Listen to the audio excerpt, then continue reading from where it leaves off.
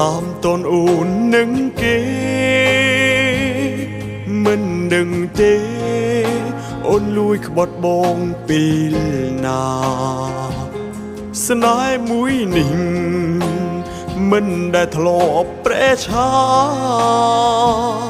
មិនដេញជីវ៉ាលួយក្បត់បងទៅរួចតាមការពិតអូនមានសង្សាររួចហើយតែត្រានត្រើយធ្វើខ្លួនដូចនៃទុំ